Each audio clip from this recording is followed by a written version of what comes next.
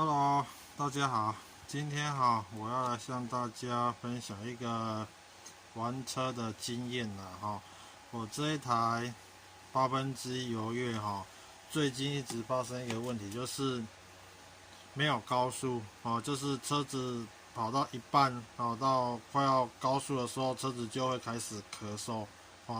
高速冲不上去回油车子也会咳嗽甚至油箱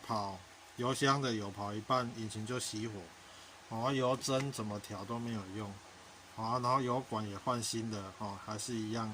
都没有改善。那我今天因为我看这里面它有一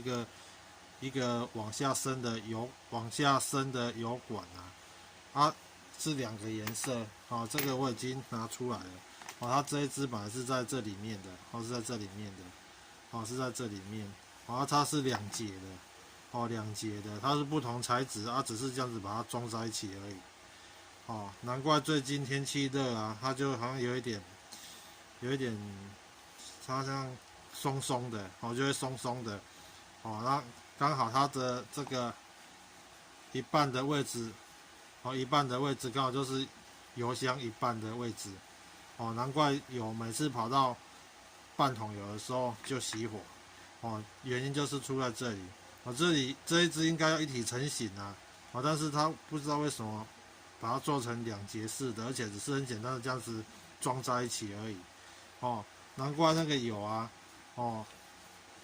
油它不是从下面吸，它是从上面吸因为这里应该是有孔